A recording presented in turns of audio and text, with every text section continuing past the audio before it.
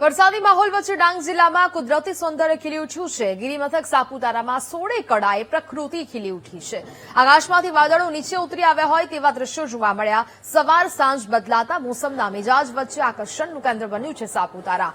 સોળે કળાએ કુદરતી આ સૌંદર્ય છે તે ખીલી ઉઠ્યું છે। ગિરિમથક સાપુતારાના દ્રશ્યો સામે આવી રહ્યા છે કે જ્યાં વાદળો છે તે નીચે ઉતરી આવ્યા હોય તે પ્રકારનું આ વાતાવરણ જોવા મળ્યું છે। પ્રવાસીઓ ત્યાં પહોંચી રહ્યા છે જેમના માટે આ એક સુંદર નજારો છે તે તેમને જોવા મળી રહ્યો છે। લોકો માટે આકર્ષણનું કેન્દ્ર બન્યું છે આ કુદરતી વાતાવરણ। સાપુતારાના આ મનમોહક દ્રશ્યો સામે આવ્યા છે કે જે નયનરમ્ય દ્રશ્યો સાપુતારાના આ દ્રશ્યો છે તેને જોવા માટે પ્રવાસીઓ પણ મોટી સંખ્યામાં ત્યાં પહોંચી ચૂક્યા છે। સોળે કળાએ કુદરતી સૌંદર્ય અહીંયા ખીલી ઉઠ્યું છે। સવાર સાંજ અહીંયા મોસમ છે તે બદલાઈ રહ્યો છે જે એક પ્રવાસીઓ માટે આકર્ષણનું કેન્દ્ર પણ સાબિત થઈ રહ્યું છે। ભારે વરસાદ બાદ અને વરસાદથી હવે આ કુદરતી સૌંદર્ય ખીલી ઉઠ્યું છે। આહલાદક વાતાવરણને માણવા માટે લોકો સાપુતારાના પ્રવાસે પણ પહોંચ્યા છે। લોકો માટે એક આ સુંદર નજારો છે તે તેઓ જોઈ રહ્યા છે।